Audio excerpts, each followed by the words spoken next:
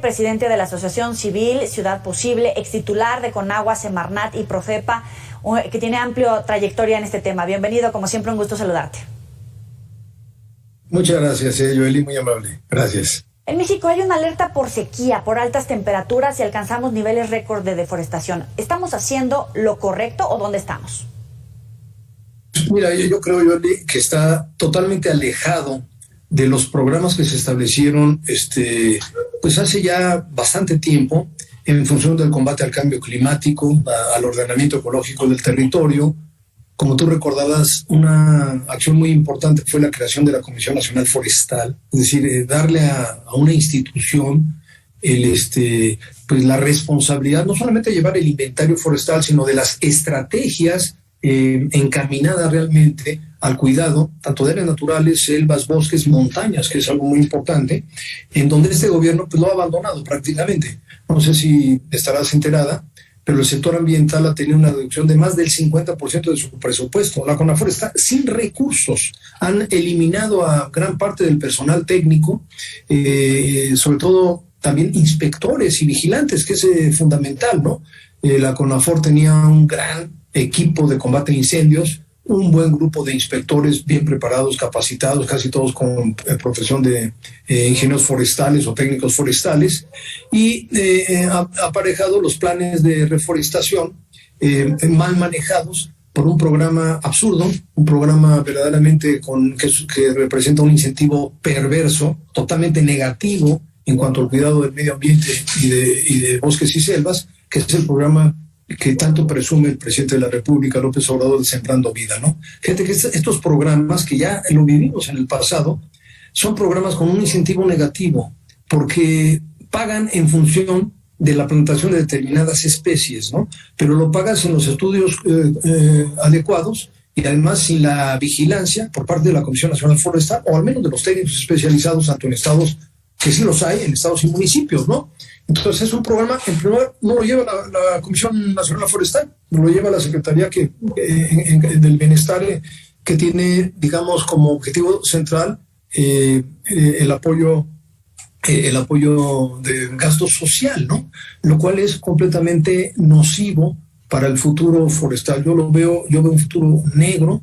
Este programa, en lugar de estar incrementando las hectáreas forestadas, está deforestando. Está comprobado, Joely, que muchos beneficiarios del programa deforestan, justifican determinadas hectáreas, reciben el recurso y no le dan seguimiento a la siguiente fase, ¿no? Entonces estás actuando completamente al revés de lo que representaría un verdadero cuidado del medio ambiente, cuidado de selvas y bosques. Y esto también, hay una falla muy grave en la SEDATU, la Secretaría que tiene la obligación del ordenamiento ecológico del territorio y del desarrollo urbano, en donde yo veo un caos generalizado en el país. O sea, tú observa cómo van desarrollándose anárquicamente crecimientos urbanos sobre zonas de bosques, sobre zonas de selvas, sobre zonas de montañas, sin respetar la vocación del suelo.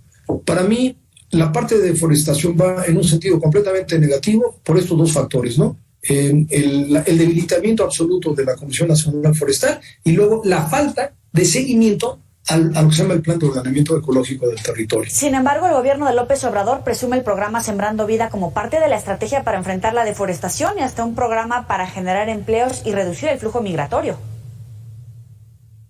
Pues es un discurso demagógico, Yolipe. ¿Tú crees que los especialistas en Estados Unidos y Canadá van a hacer caso de esa propuesta? Pues es absolutamente ilógico. ¿Por qué? Porque, perdóname, no quiero hablar, no quiero ser malinchista, ¿no? Pero tanto Estados Unidos como Canadá tienen una política forestal muy consistente. Para empezar, mantienen casi un 40% del territorio como propiedad federal, con un estricto control de sus bosques y de sus áreas verdes, ¿no? Entonces, ninguna autoridad de las importantes, ni de Estados Unidos ni de Canadá, va a tomar en serio esta propuesta, ¿no? Es una propuesta al aire, de las que suele hacer el presidente de la República en sus viajes, que no va a ser apoyada por el gobierno de Estados Unidos de ninguna manera, no tiene ningún fundamento, ¿no? Por un lado. Por otro lado, claro que se tiene conocimiento por las asociaciones ambientalistas mexicanas serias que han denunciado esto que estamos comentando tú y yo, del mal manejo del programa de Sembrando Vida, ¿no? Un programa que tiene más un carácter asistencialista, pero con un enfoque completamente nocivo para el futuro forestal del país, ¿no? Y que debe de corregirse. O sea, yo sí estaría de acuerdo en todos los apoyos de carácter social, por ejemplo, para todas las comunidades que habitan zonas de selvas y bosques, ¿no? O sea, el pago de servicios ambientales, que era un proyecto, a mí me parece muy, muy bueno de la Semarnat, que a mí me tocó llevar también, que me tocó tanto en la administración del presidente Fox como en la administración de Calderón. No quiero partidizar y hablar ahorita de administraciones del PAN o del PRI o del PRD, ¿no? Pero el pago por servicios ambientales implica inspección, vigilancia, combate contra incendios, viveros especializados con las especies propias endémicas de cada bosque, de cada selva, de cada sitio, ¿no? No se trata de ponerte a poner manzanos donde no hay las condiciones, digamos, climatológicas para un manzano, o un ciruelo donde debe haber otra variedad, ¿no?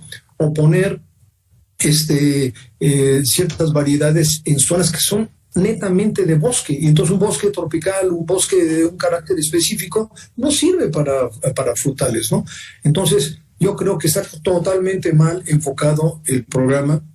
Estoy de acuerdo en mantenerlo en cuanto a la reforestación y el cuidado de bosques y selvas en el país. Ese fondo es fundamental para el futuro y hay que mantenerlo, pero bien enfocado. Claro, pero el tramo 5 del Tren Maya avanza por considerarse, eso sí, un tema de seguridad nacional a pesar del impacto ambiental. Eso es verdaderamente lo peor que he oído yo en esta administración del presidente López Obrador, ¿no? El Tren Maya, el tramo 5 completamente, no tiene nada de seguridad nacional, Yoli. Eso es una falsedad, ¿no? Es para mí muy, muy triste que en este momento que estamos viviendo una verdadera emergencia por sequías en el norte del país, y que yo he insistido en que la Secretaría de Gobernación debería de declarar un asunto de seguridad nacional, el tema de la sequía, salgan con esta tontería, perdóname, se la sacan de la manga, de que la construcción ahora es de seguridad nacional. ¿Por qué?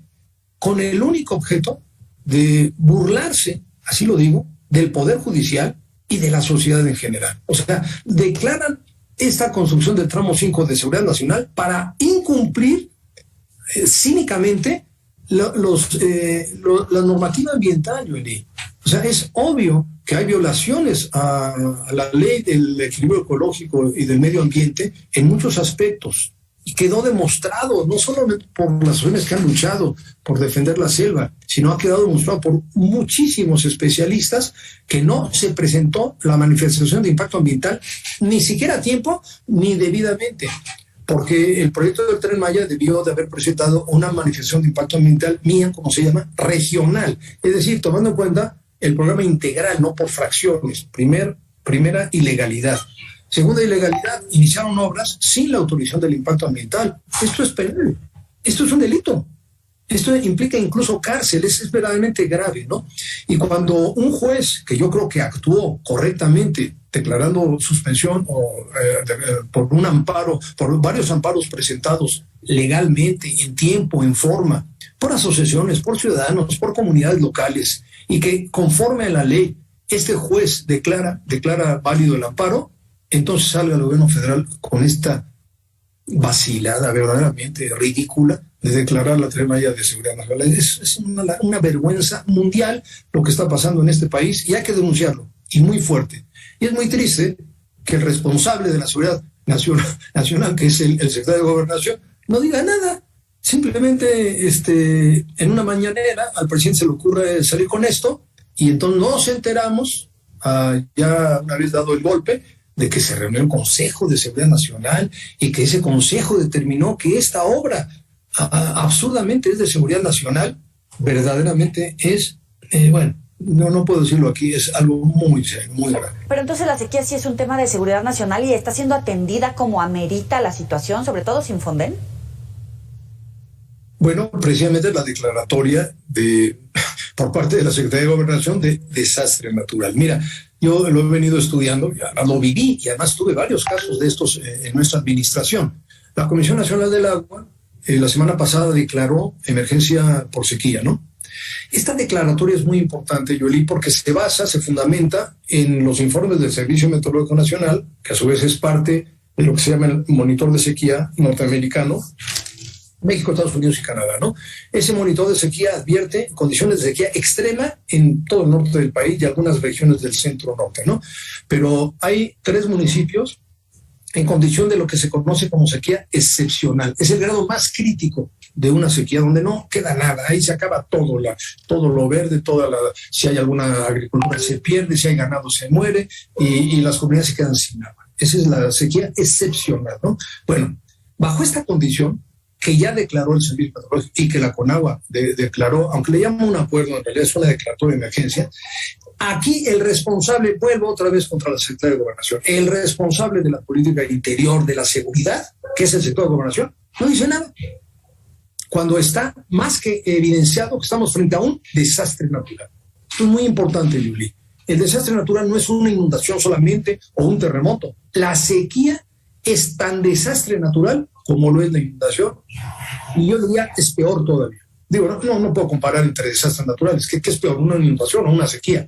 Las dos son sumamente graves, pero creo que las consecuencias de una sequía son mucho peores, afectan mucho más que una inundación. Pero bueno, no me meto al detalle de qué es peor, ¿no? El hecho es que estamos frente a un desastre natural y frente a un asunto de seguridad nacional. Es ridículo que salgan antier con la declaratoria de seguridad nacional del tramo simplemente para eludir, para incumplir la ley, que es una vergüenza, y no digan nada sobre un tema que sí es seguridad nacional, que es el tema de la sequía.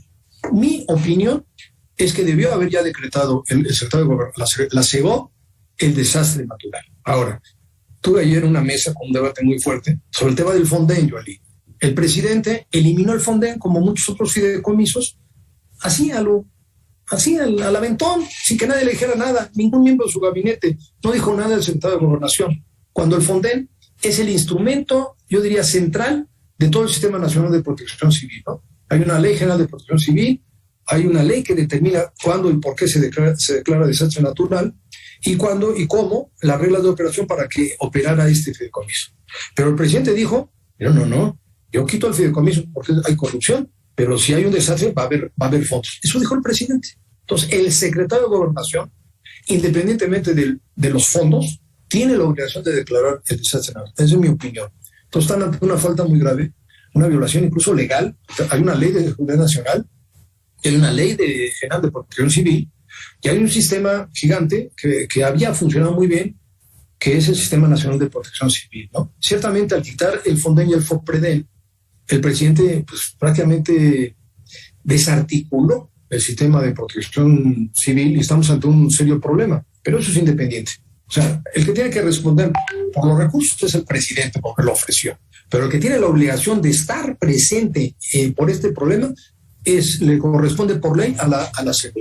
Y no lo están haciendo yo. Sin Fonden, y agreguemos la política de austeridad del gobierno y el trato diferenciado para gobernadores. Bueno, pero eso no es una política de austeridad, es una política electorera, ¿no? Una política muy injusta, ¿no? O sea, es decir, a determinados municipios o estados se les puede apoyar y a otros no. Eso es lo grave de este asunto, ¿no? La Secretaría de Gobernación, frente a un desastre natural, debe operar con absoluta transparencia e imparcialidad. O sea, ¿qué importa el color del partido de un gobierno, no? El problema es atender a la población. Y como las condiciones de sequía son graves y van a continuar por lo que pronostica el Servicio Meteorológico, entonces con mayor razón debería de estarse concentrando en atender a la gente. Sobre todo, muchas comunidades que se han quedado sin agua, muchos agricultores que ya perdieron toda la cosecha y al ganado. Y entonces, la acción subsidiaria del gobierno, la obligación del gobierno es el apoyo, sí, apoyo económico, no hay de otra, es un apoyo subsidiario. Nunca se logra, frente a un desastre natural, y nunca logras remediar al 100% el daño. Siempre es una acción subsidiaria, se apoya con una parte, se apoya con granos, se apoya con distintos elementos que ayuden al agricultor, al industrial, a recuperarse de un daño muy grave, ¿no? Y Estados Unidos hoy además presenta la solicitud de inicio de consultas a México por considerar que contraviene lo acordado en el TEMEC, por un lado en materia económica y por otro por desconocer los acuerdos ambientales. Bueno, esto lo venimos ya denunciando hace ya mucho tiempo, ¿no? Desde ese famoso acuerdo que publicó la Comisión Federal de Electricidad, que le llamó para la seguridad y la continuidad del sistema eléctrico nacional, que era un acuerdo totalmente ilegal, que violaba la propia ley de la industria eléctrica. Esto fue en el 2020. Luego en el 2021 publica una ley de la industria eléctrica abiertamente inconstitucional, que varios jueces también declararon la inconstitucionalidad de la ley, y ahí vinieron las protestas de parte de varios industriales y políticos de los Estados Unidos, porque el Tratado de Libre Comercio establece condiciones de competitividad económica que esta forma absurda en que lo está manejando tanto la CNER como la CFE, pues la violan, ¿no? El solo hecho de que en la nueva ley, que se declaró inconstitucional, pero que luego la Suprema Corte salió con una ambigüedad espantosa, que en lugar de resolver la inconstitucionalidad, están reconociendo que hay inconstitucionalidad, pero lo dejan en la ambigüedad, y eso genera muchos problemas, sobre todo a la inversión, y sobre todo a las empresas americanas que invirtieron, ¿no? Y que están trabajando, que están operando. Entonces, de manera totalmente arbitraria, cambian el sentido del despacho de la energía, obligando a que primero despachen las centrales de la Comisión Federal y luego las de ciclo combinado y al final las de energías renovables, ¿no? Esto violenta el Tratado de Libre Comercio, sin lugar a dudas, fundamentalmente por la violación a la competencia, a la libre competencia económica, pero también, como aquí lo ha determinado 3 veces el ministro John Kerry, que viene enviado directamente por el gobierno de Estados Unidos sobre el tema del cambio climático. México está obligado, porque así lo firmó en los acuerdos de París y en las distintas instancias internacionales, a la reducción de emisiones y al incremento en la generación con energías renovables. Entonces, olímpicamente está violando todo. Viola los acuerdos internacionales, viola los acuerdos de reducción de emisiones, viola los acuerdos de generación de energía energética, pero lamentablemente para los Estados Unidos también afecta la competitividad, ¿no? Nosotros lo dijimos desde hace 3 años, hay violación al tratado, va a tener consecuencias muy graves. Entonces el gobierno mexicano tiene 2, que ojalá, lo que yo deseo es que corrija. Esta ley que presentó es absurda, ya fue declarada inconstitucional por varios jueces, además han tenido todos los amparos han procedido. La Suprema Corte, como lamentablemente a veces pasa, pues como que se queda en el limbo, ahí en el aire, no deja clara los efectos de inconstitucionalidad.